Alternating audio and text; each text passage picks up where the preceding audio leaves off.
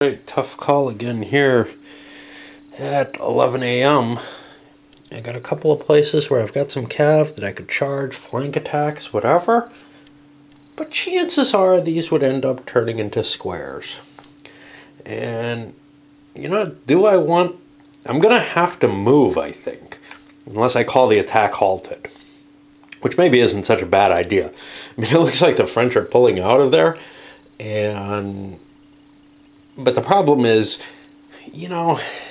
my orders are to take the town, and I kind of feel like I'm cheating if I don't try to take it, given that it's not really a failure condition. It's just a I'm pooped condition. Gee, my men could really use some rest. I almost feel like I'm avoiding my orders by doing this at this point in a way that there's no prohibitions against it, but it feels funny. But if I do continue with the orders, there's going to be a point for me moving forward to get to the town. Am I going to assault the damn town?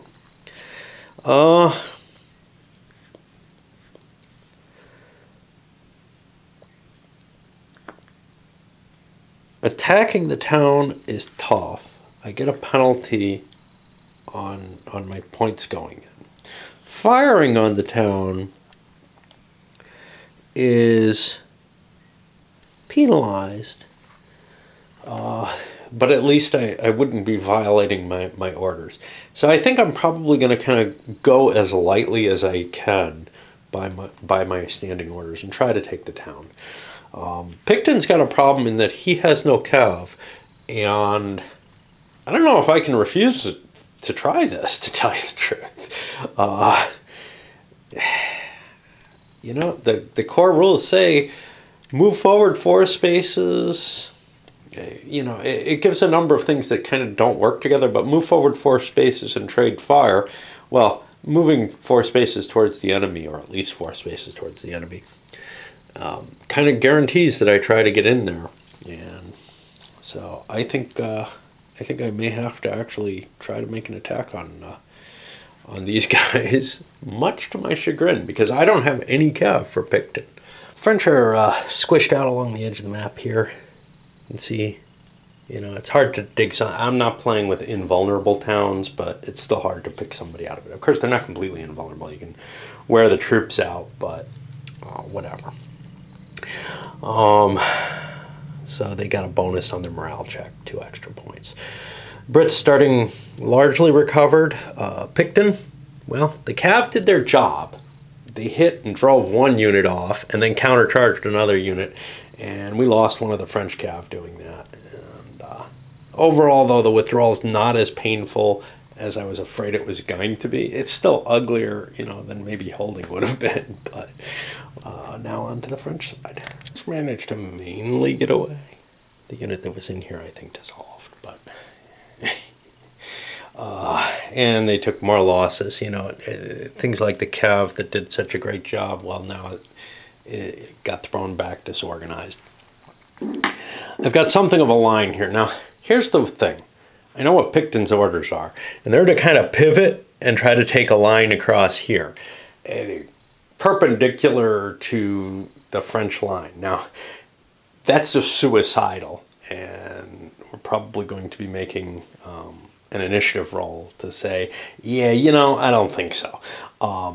Meanwhile, Wellington's back here with Beresford, which, maybe I would have been better off going up and talking to Picton, but he's up at the front. I don't want to get Wellington shot. He's worth like 50 points or something, That's the war. So, given that, Wellington can give Beresford orders to pause or something like that, although he's largely just succeeded with his orders. So I don't know if I really need anything.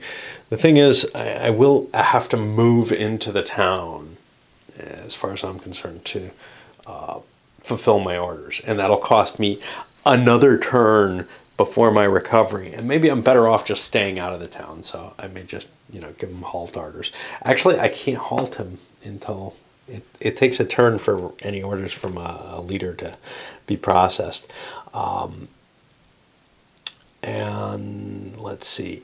Given the state of the French, I wish I had orders to just keep plowing forward.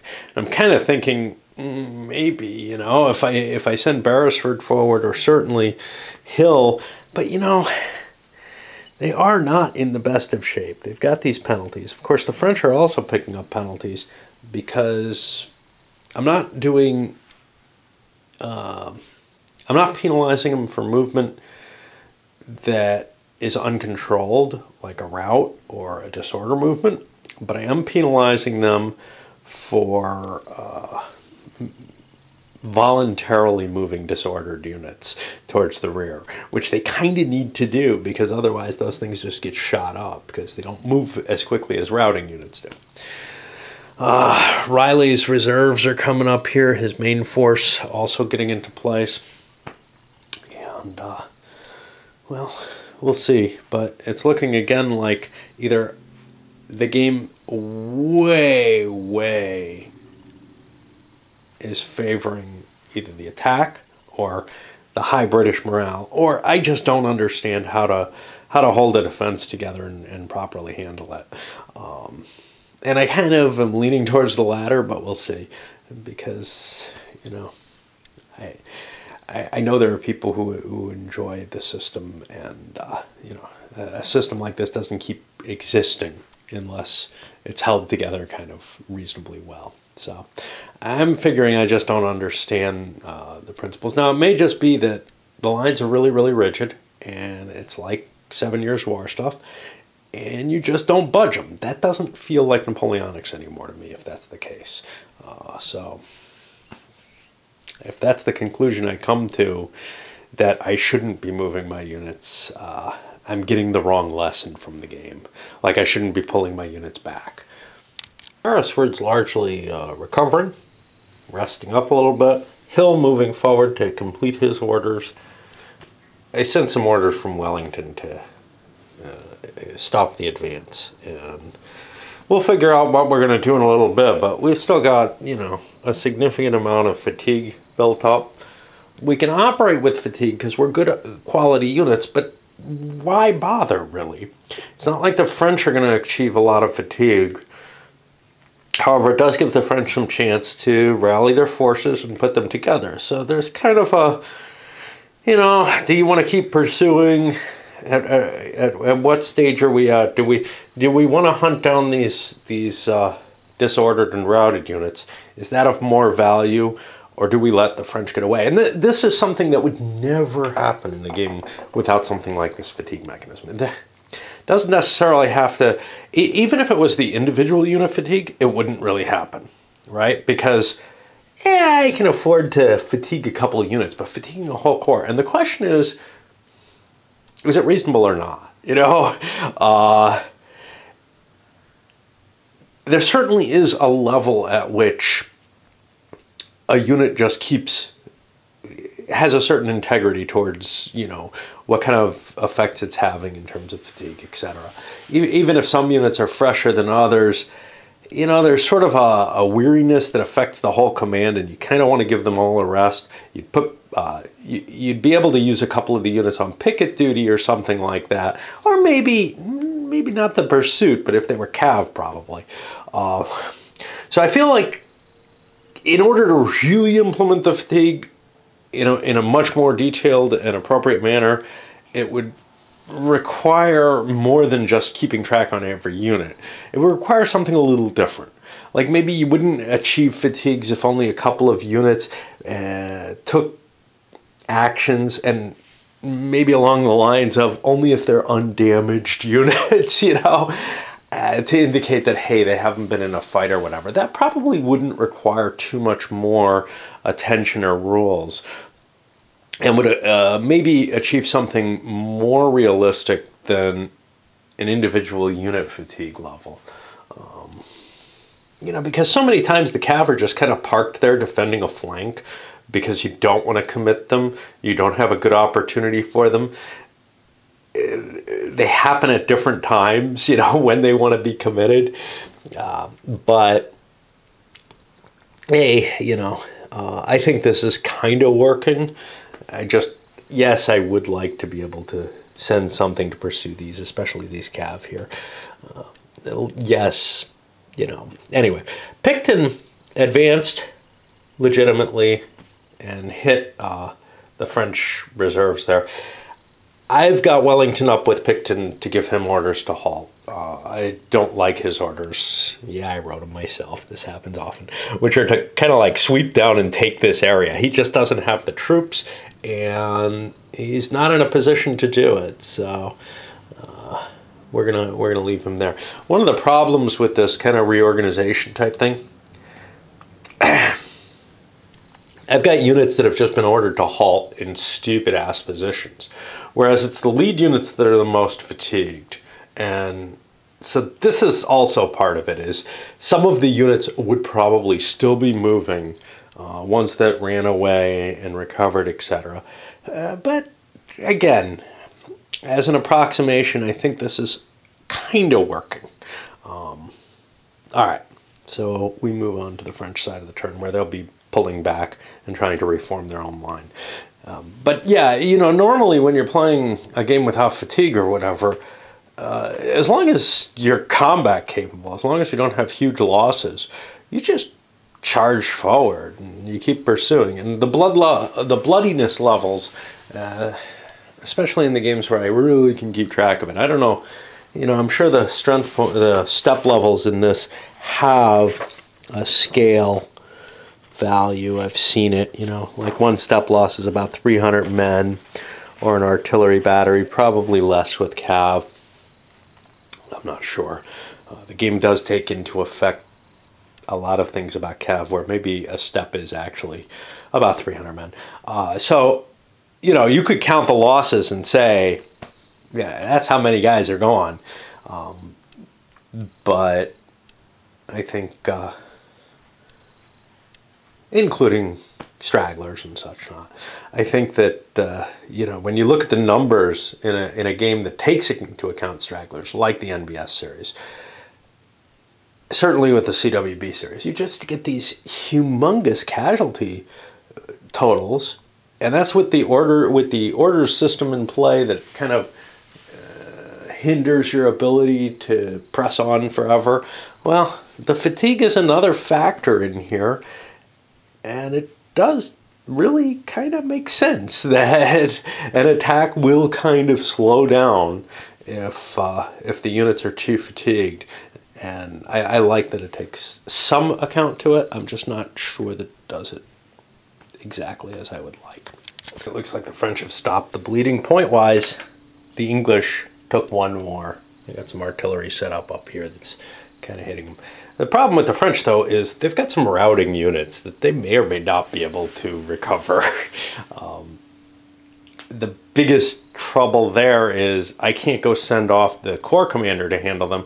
So it's kind of up to Jordan, because they're not under Joseph. Speaking of which, Joseph has been released along with these excess forces here. I gave him his written orders just so I can track his fatigue in the same way as everyone else. Just give him, do whatever you want.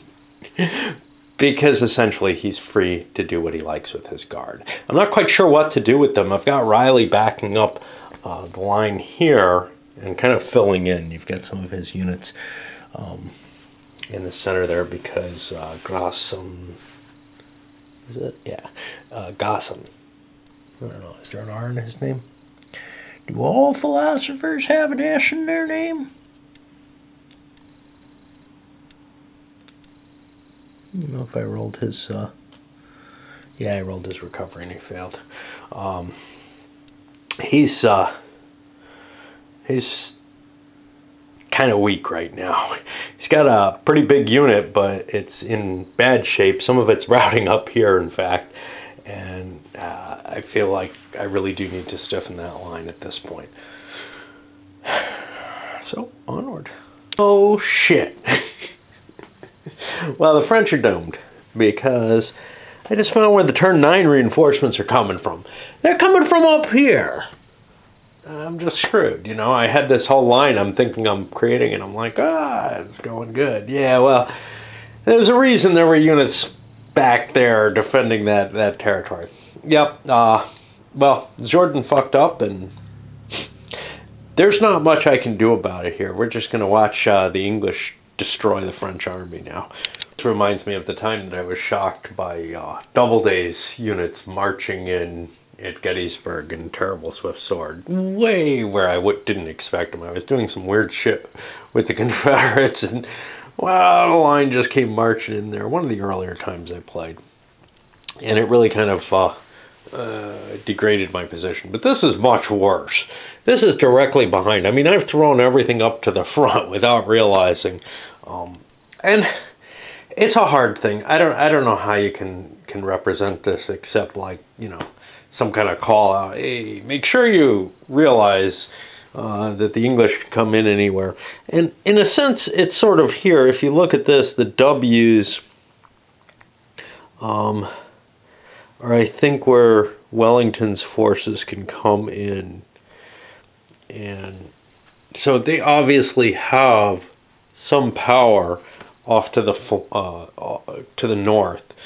And, you know, well, here we're going to see what happens if Jordan was completely unaware that Graham was up there. This is a big column coming in. I've also got the excess units. They don't come in from up here. I thought they did. They come in from down here.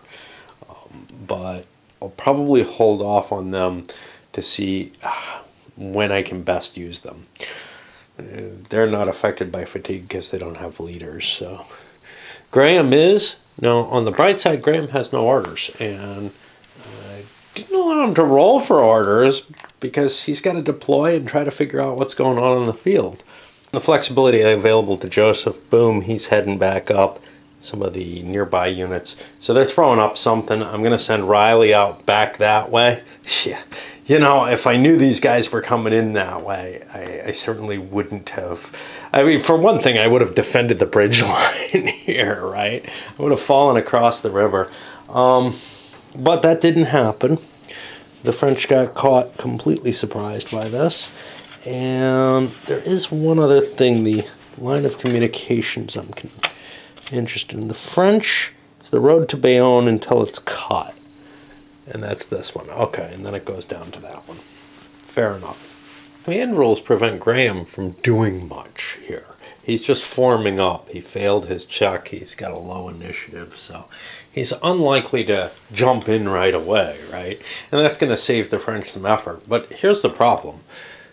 I could have defended this bridge. You know, I could have prevented the English from really being able to sweep in easily and deploy the way they have. And now I've got a significant English force across the river that I shouldn't have had to deal with. I actually am not too unhappy with the line that I'm going to be left here, even with Riley leaving. English just kind of recovering. Picton pulled back. Everybody else is taking a breather. We still have a penalty on Hill, and that's got a ways to go to wear off. And I kind of want him to lead my attack. Of course, he's the most tired unit, so maybe I'll hold off on him and try to launch an attack here. It looks like this is the weaker area, though, so maybe I'll slide down with Beresford with an attack here and use Picton to screen that a little bit and just try to bash through here, hold Hill off as some sort of reserve to swing into play later. Start to deploy those damn wagons, really becoming a problem there. I hadn't been paying attention, but they have 10 stacking points. I can't move in with them even. I think I've been moving through them kind of illegally, but that's what they do. They block the road pretty heavily. I moved Gazan up here because there was a big stack of routing units that I had a shot to rally. So I took a chance on them, and unfortunately, they all disappeared. So that's 8 more points that were sort of in the bank, you know, for the English. Gone. Over here, I've got more routing units. These are not Gazans. These are Delons. But really, only Jordan can go handle these. Well, only Jordan's not fast enough. Only their commander can really go run and get them. And that means that I can't go rallying the forces that are at the front. So the Brits are going to be hitting a weakened line. But I really need these extra troops. Unfortunately, the chances of getting them aren't very good. Oh, those 8 points shouldn't have been deleted. They should just keep running. Graham still doesn't move forward. He's still at like a -2 penalty, and I'm kind of considering, geez, maybe I ought to launch an attack against him. His force isn't that big. If I can kind of, it's not small, but it's not that big. If I can kind of smash it against the river, there seems to be an advantage to attacking. Maybe good things will happen. Maybe it won't be able to retreat back over that bridge. Maybe I can, you know, get sort of the worst of all possible situations with your back to a river or getting blasted back. As long as his morale's not good, it might actually work. Unfortunately, I didn't do it this turn, in part because Jordan is slow moving and he's trying to rally units. What we're seeing is actually both sides not just recovering fatigue, but beginning to recover strength points. So the English losses are down to 15 and the French are, well, only 35. They're not getting many back because Gazan back here. Now he's letting one unit rout away, but these other two he rallied and will be able to bring back into play. And then he's got to worry about these routers back here. He really wants to bring, you know, to get his force back together. I don't feel like there's a whole hell of a lot I can do here. It would be nice to rally these units, but it may be more important to turn the routes around so that they don't count against me. I've got, like I said, a fairly strong line. With Riley moving forward, supposedly, yeah, I really don't want to launch my attack if I'm going to have one until he's out there. Joseph alone isn't strong enough. But with Joseph and Riley and, you know, some of these auxiliaries I have here, maybe I can push things back so that I'm not dealing with those wagons right in my backside. Jim gets his initiative. He's still at -1 morale, so he's approaching kind of cautiously, although he does do a cav charge which drives off the cav flanking this artillery over here. The French are going to have to kind of fall back from their position. I also sent orders to Beresford to start an attack. Beresford's the majority of the English forces. Now they were pretty hit up, but they've recovered quite a bit. Their fatigue's gone at least, and they're heading straight for the center, which looks like a disorganized mess. I could have been pulling these guys through, which I really should have done. But that would have increased the fatigue for the French units. However, there was a point where, you know, I was no longer losing fatigue and could have certainly slipped them through. Wellington's next plan is Picton. I don't know where he's going to go from the French point of view. It could either, you know, try to cover the flank for Beresford, or it could smash up at Crispy Hana. Hill's being allowed to recover some more. He's still got some serious problems in terms of fatigue. He's close to the penalty, so I figured I'd leave him for last in this staggered assault. It's kind of a pain in the ass right here. D'Erlon has the capacity to recover a strength point from something. I looked through all the units that are probably his, which are going to be this D'Erlon. And what I really see as a danger is over here, 125 and 130. Well, I can't find infantry 125. I got everything near it, but I've looked under these counters and it's not there. And I don't know where it went. Now, this is something that wouldn't show up perhaps in CWB, but honestly, I just don't know what has happened to it. It's not in the dead pile, which it wouldn't be, but I could have made an accident. And it doesn't appear to be anywhere near its command.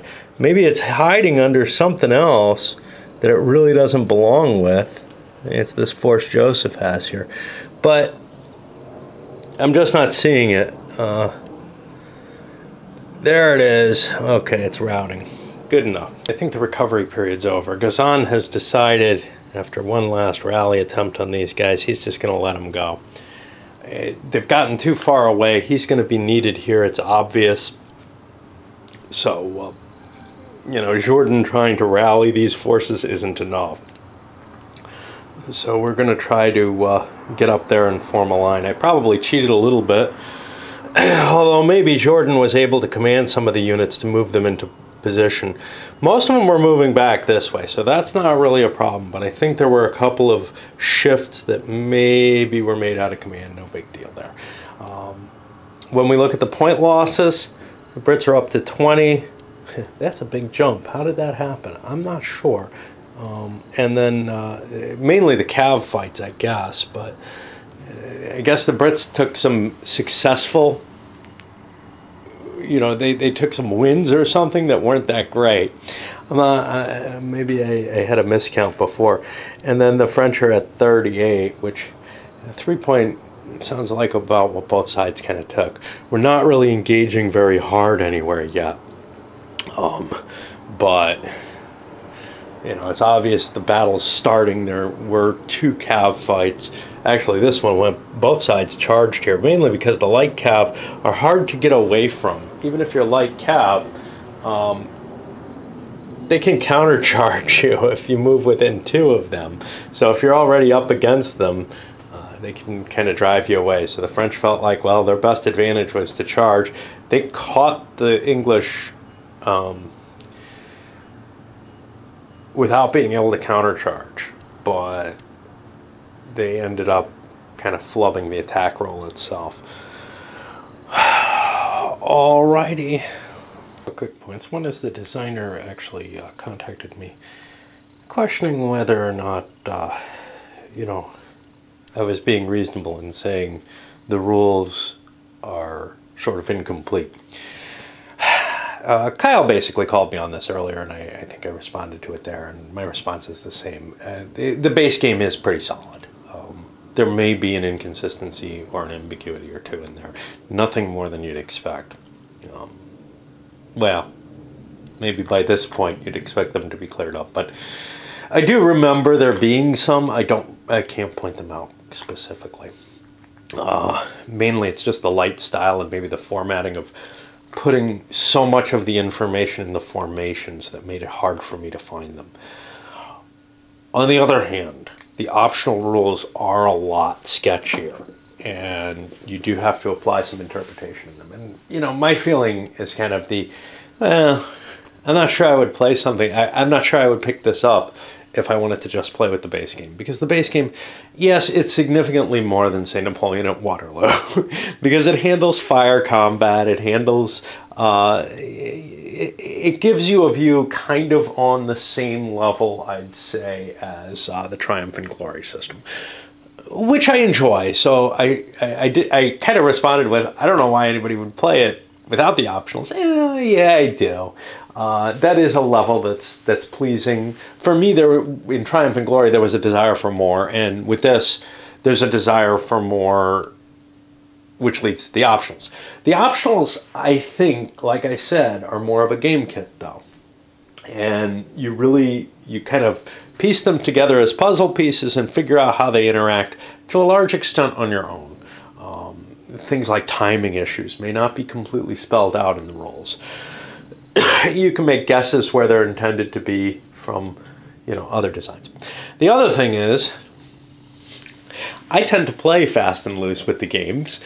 So, the light style kind of fits me pretty well. I probably won't get the rules right anyway in a game. And one case in point is, for a while I was playing correctly where there was a delay between when an order was given and when it was implemented. But I noticed Beresford, not Riley, he had to delay, but it's hard to tell with Joseph. Beresford, Graham, and now I was almost catching myself. I'm going to hold off this time and not screw up. Picton. Every single one of them, I think I've implemented their orders the turn that they got it, and it shouldn't be till the next turn. Which, given the choices I made, are clearly favoring the Brits. I actually caught myself doing it over here with Graham and said, it's too late. I've done the charge already. Screw it. And then I think back and I think I did it with Beresford as well. So, yeah, we got a definite problem in terms of, getting the patterning there. And part of that is because you write the orders down, you roll the acceptance or whatever, and you feel like, okay, it's time to take them into play because there is no delay inherent in that die roll. There's a possibility of delays being present later. And that's, in contrast with what I'm used to over in the NBS. So I'm going to, hold off on Picton here and force him to wait. And then I got to figure out what Wellington's up to. But I'll keep going with the ones that I've already sparked into play. By the way, we've got the wagons beginning to move, and the treasure, trying to get out of there. The wagons, I don't really care. I want them someplace where they won't hurt things, which is kind of, if I can get them on the other side of this road before the British cut it, then, well, they'll have a hard time moving down here, but so what? They're not really doing me any good. The treasure I do want to protect, though. It's faster, so that's a little easier. But the wagons are basically just a huge roadblock. Alrighty. Anyway, try to figure out what I'm doing. Okay, well, Graham's pushing on a little harder. Beresford moving forward. On Graham's side, I noticed something really interesting, which is, wow, these are high quality units. In line, they melee at a 3 per factor, which is pretty much what column attacks are. Obviously, they'd be even better in column, but man, they crush things. I went with a 1-to-1 attack on this artillery because it's really scary having a gun right in front of you. Yeah, you're trading shots with it and you can pick it off, but it can do a lot of damage.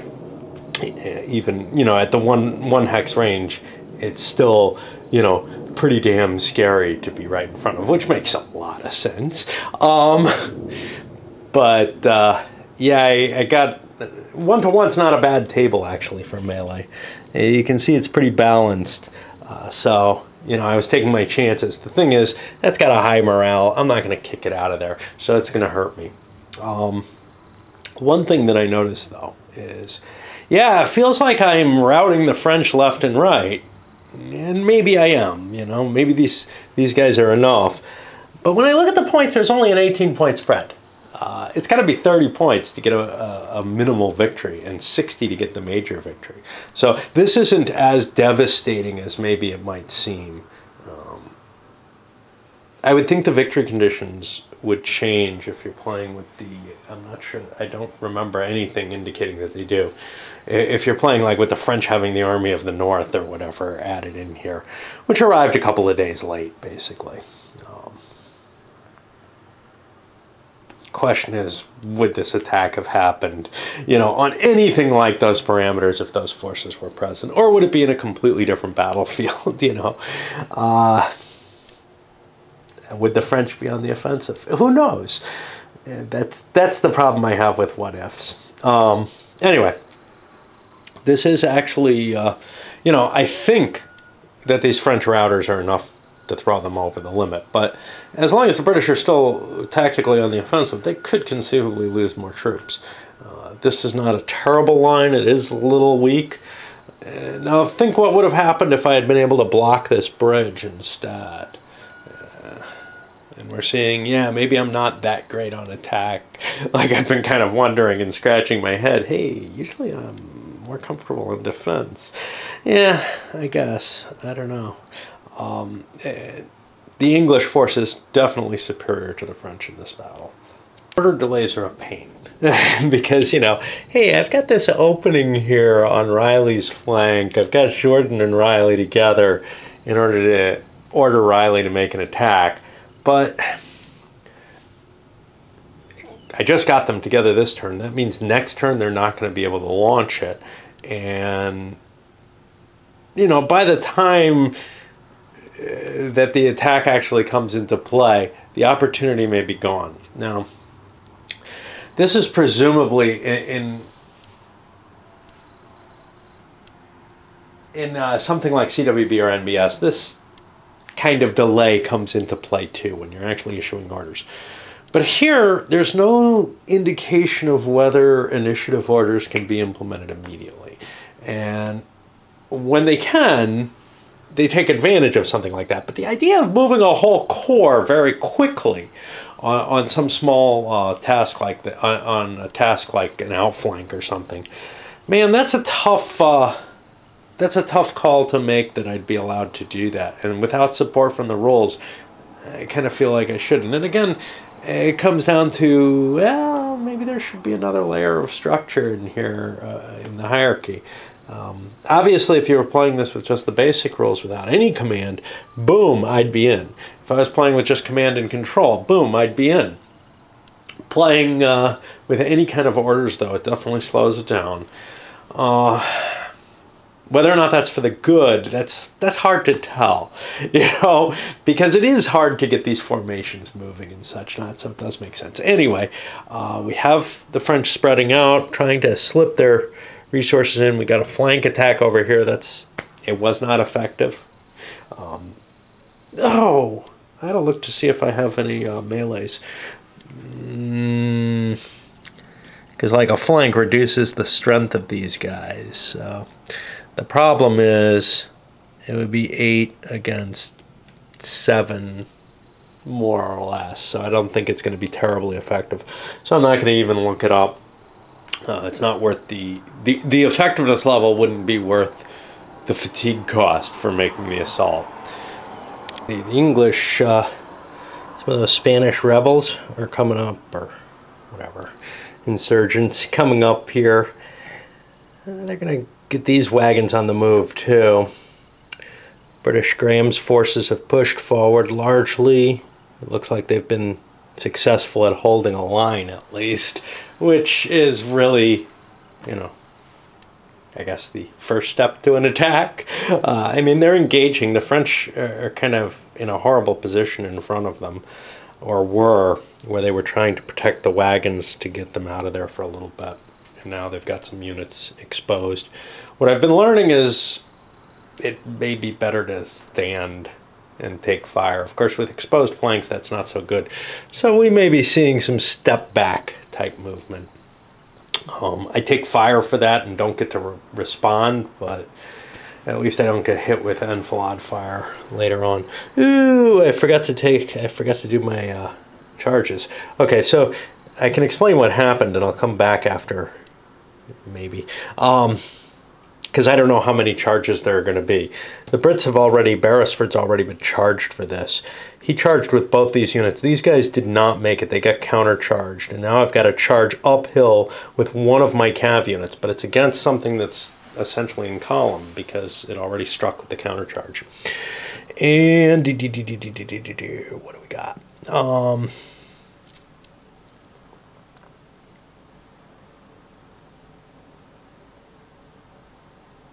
And yeah, I'm probably screwing up with the coordinated charges there. I better check what I'm doing. Some artillery exchange across these skirmishers. I'm trying to take this. We've got Picton moving forward now, not yet engaged. Look at the British fatigue levels, and yeah, Beresford and Graham are already suffering. Kind of think that holding a line, especially with the fatigue levels, becomes a little easier. And one of the problems I've had is that maybe the game emphasizes the offense a little too much, and the fatigue rules seem to cancel that out a great deal, as well as keeping the casualties lower. I'm going to give the French a little break here. I countercharged just this unit when I should have been countercharging both units, but I'm going to just let the results stand as they were, but not give the British a chance to charge there. They're going to be affected by their post-charge, I guess. I'm not sure if that actually should happen, but certainly don't want to attack into the village with these strength points, but I may have an attack up here. There's guns here. I assaulted them earlier. The problem is, and there's this lone unit, so I'll probably hit these. The problem is, this is why Graham is fatigued, is that he's doing assaults, and he probably wants to kind of mellow out a little bit pretty soon. Yeah, Graham's cleared the way. He took out those guns over here. He didn't advance, but did charge. He's very fatigued, though. He's got the one penalty. I mean, not at an extreme level. I'd love to stop, but here's why I'm not going to allow it. Because when you play with, what, the level 3 orders, where you use these little chits, if you have an attack order, and presumably this goes into the level 4 and maybe not the level 5. Level 5 is really vague, but you have to move forward. You have to engage. I can't just sit here and recuperate, which I guess, you know, CWB gives me a very flexible order system, and maybe the level 5 does here, where I could say, you know, proceed, but not recklessly. Because I really do feel like if I was in command on the field here, I would regroup and prepare for another attack. I'm outside of their musket range. I would not want to hit them with my fatigued units just charging willy-nilly forward. And I guess that's kind of a, hey, how do you want to play this? And I still haven't found my fit in terms of configuring these rules and, you know, my own interpretations of them to how I think the game should best allow. Certainly if you play something like Musket and Pike with its very rigid orders rules, yeah, you've got to advance, you've got to attack. There's a reason for that, because constant pauses and rests, etc., may not be as common. They certainly aren't as common as I tend to see them play out when I'm playing something like the CWB system. You're ordered to attack and take something, you attack and take it. And, you know, the chance that you'd be taking a half hour, which is the length of time on the turns here, of a rest, is pretty low. So maybe I'll let this inform my other orders-based games a little better. I missed summing the points on the last turn, turn 13, but here we have the French building up over here with Riley having rules, or Yell, I don't know, having rules to, orders to actually start an attack, which will begin next turn. A lot of his stuff's not in good shape, or his and Joseph's auxiliaries and everything. Plus we got all these units routing here, which is kind of a scary thing. That unit at the end is not routing. It actually gets a chance to rally every time because it doesn't have a commander, I think. It's got a color. I don't know if it's officially part of Joseph. Anyway, Gazan has solidified his line a little bit more. I can't pull out of here because of these damn British. They can countercharge me even though they can't charge.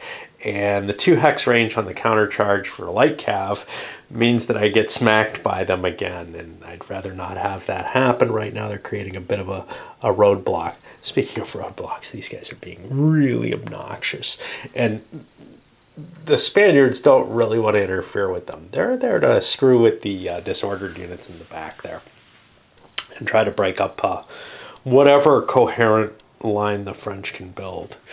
Treasure's trying to sneak away following the routed units, because that's a lot of points. Right now, here are my losses: 46 for the French, 34 for the English. Again, you know, one of the advantages for the French, they've been taking losses probably at about the same rate the British have. Well, no, it can't be, but they've been able to recover a few points too with their leaders because they're not moving their units. Their units are in fairly good shape. But artillery fire and some other things seem to be doing a job.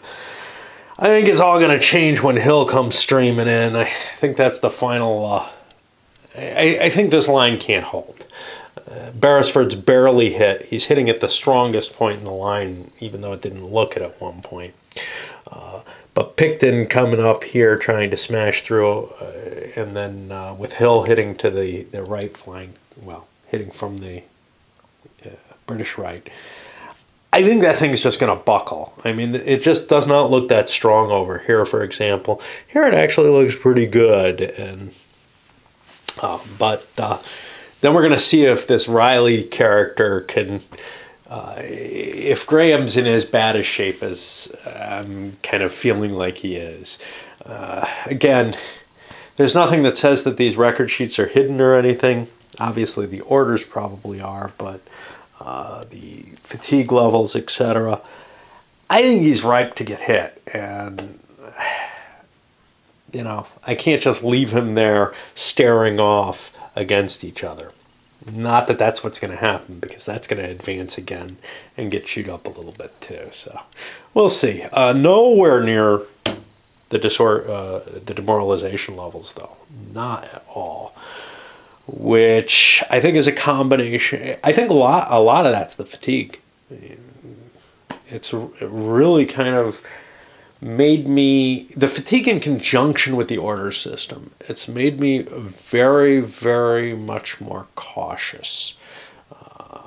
For good or ill, I'm at heart a cautious person. So, there would have been a time when the French line was very disordered, but the English line may not have had enough oomph in it to smash its way through. And that may have been a missed opportunity. On the other hand, now I've got reformed, healthier troops hitting a reformed line. Great. Yeah.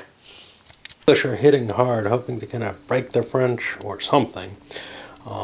Over here, I even smacked into some of the disordered units, mainly because I made a decision to run into some guns. And if I'm gonna melee somewhere, the rest of the corps might as well do it, because we're getting the fatigue penalty. On the other hand, over here, Picton chose not to run these guns. He had 3 to 2, which is appealing and not bad. But, I get first fire next time. There's a good chance those guns aren't going to be very potent at that point. That's guns 144. Yeah, there's 2 of them there, but I can cut them in half with a single hit. So, gunfire from artillery actually takes a step loss effect. So I figure I'd rather stand and take their next shot than try to charge through. One thing that I should be considering about charging through though is time limit.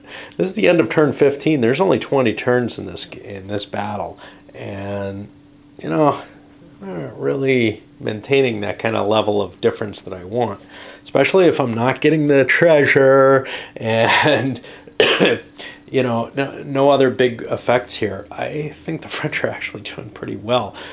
Again, probably because the effect of the fatigue on my psyche rather than, I could have pushed forward harder, but I chose not to. And I think, that's what's happening here too. I'm choosing not to.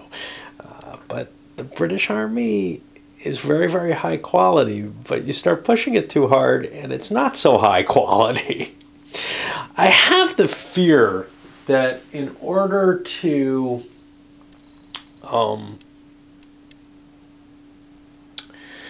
like I said, there's this, I'm not sure, how the options are supposed to affect things, but I had the feeling that attacking was too strong without the fatigue rules. It may be too weak with them. It definitely makes a big swing in terms of, how beneficial the attacker's position is. I certainly would have made this 3 to 2 attack against the artillery without the fatigue check. And yeah, that's a lot of units, but it's going uphill, so yeah. And the same thing with these towns. I've got these, probably reasonable attacks there, but rather than launch a single attack here, which I would do without the fatigue rule, instead I'm just going to stand and trade fire until I have the real need to fix bayonets and go in, because there's no way to shove them out otherwise, is really kind of how I'm feeling it. Unless they withdraw on their own, which I've learned is almost always the wrong thing to do in this system. I'm beginning to more and more feel like, take your flank shots at me. They're not that bad. They're just morale hits rather than, they just affect my morale check rather than, causing me to take more losses overall. And I'm not taking stragglers or any shit like that. So, screw it, man. I'll just stand here like a rock. It doesn't feel accurate on that count. I mentioned, but I'm not sure. These Spaniards, I forgot to move them on the English turn. I'm not going to do anything about it. Shit happens, right? They need to rest too. Yeah. A strange little dance here, which is starting to shift the alignment from being, you know, this direct northeast attack on the town to Riley making his move this way. And starting to shake up the British line a little bit there. On the other hand, down here, it looks like Gazan's force is really beginning to collapse. The units in the town went and took some units behind them with them. Remember, in the base game, towns are invulnerable to morale checks, but here, and they're not really terribly useful like firing platforms. They're just good places to like put a unit, a decent sized unit, and you know, anchor your line on it. But here we got blown out of there, and it's going to be harder, but I don't really want to give up this nice rough terrain. There's bonuses to that. The hilltop, there's bonuses to that. So I'm going to try to hold the Brits off as hard as I can. And, you know, honestly, a broken line seems less painful than trying to withdraw. Up here, the French unable to fill the gap there. The gun's still available, though. It got cut in half, but it's still there. And that's it for tonight. Tomorrow I have jury duty, so I don't know what that's going to mean in terms of these vids. They may be down to doing maybe a turn a day at best, because I have to leave the house, you know. It takes a couple hours out of my life every day. And on top of that, the turns are getting a little bit heavier, about what you'd expect for a detailed tactical game.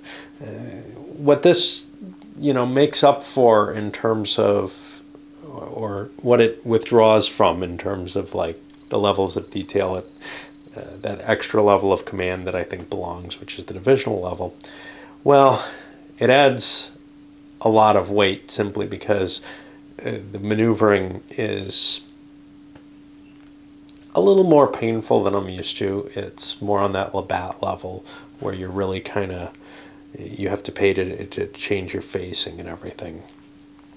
Not every move, right? You get a free facing change each time, but it means that you have to be more aware than usual, even though the net effect is usually you can move wherever you want to go.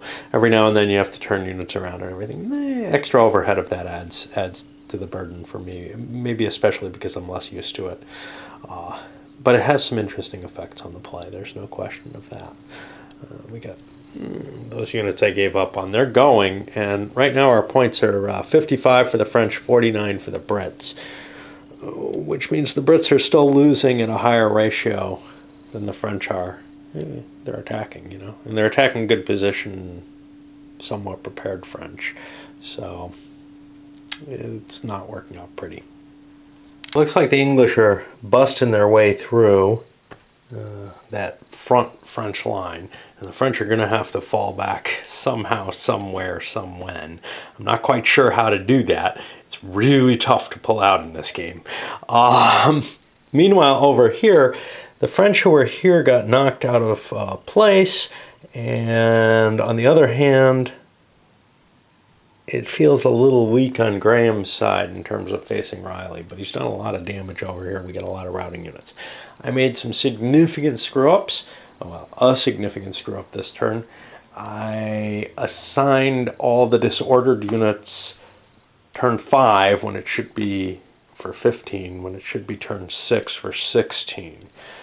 I'm going to try to replace a couple of them, but I can't remember everything that broke this turn. Problem with order systems, and this certainly afflicts CWB when you play with the defensive orders. Any kind of defensive order becomes problematic as you start to lose ground, in the sense that, yeah, you know, you feel like you should really just be able to fling yourself back. Now in CWB there's rules for that in the core you can do kind of an emergency retreat or something like that. It's not a pleasant thing to do. Your army suffers for it, or your force suffers for it when it does it.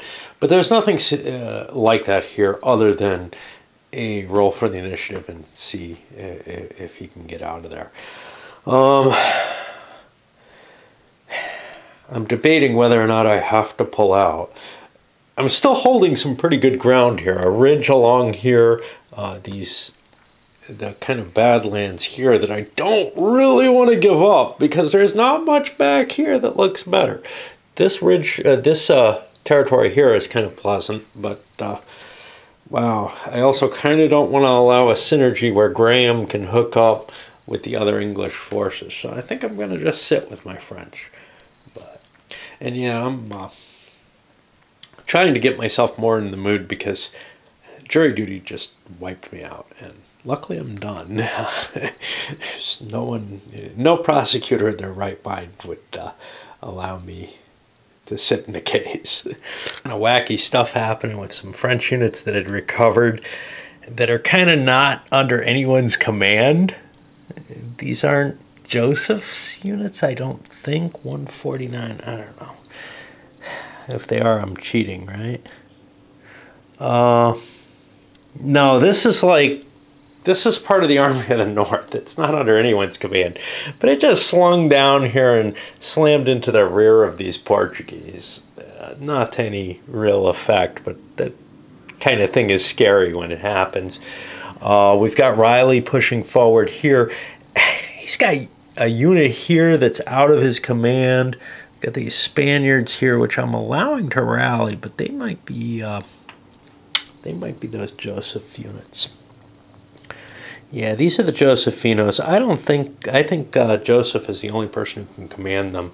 So I've been kind of cheating, making rolls for them, but you know, they didn't come to any fruition. The wagons, most importantly, the treasure is going. French units are beginning to rout off the map. These are guys that I was unable to save and just don't have the time for. But on the other hand, the English assault over here is costing them, and the attacks being made here are not going well for Graham overall. The attacks by Riley, etc. In terms of numbers. So now we're at 62 to 67. This is not turning out to be anywhere near as ugly a battle as it had seemed like it was developing when the English first started coming across here. Now, I still think I would have been better off bottling them up at the bridge, because I'm not like driving them against the wall there, but they're having trouble not really being able to, you know, you can see there's a lot of disordered units at least that I can't really do much with. And this attack's petering out in terms of effort. You can see we got hits against, well, Graham over there, but Beresford. And over here, Hill and Picton are in good shape, but beginning to tire out a little bit. On the other hand, Gazan, no, not Gazan, Riley launched, and that's why he's got a penalty now. He launched a melee attack that he probably shouldn't have. It was a 2-to-1 attack. Seemed like a good idea, but if he's not going to take that hex and break Graham there, and he didn't, it ends up, you know, costing him a morale level that he really can't afford. I'm going to send this one up, because although I've only got 4 turns left, it's a fairly long video. I've already got, you know, I'm already breaking it into multiple parts, so why not break it into another one?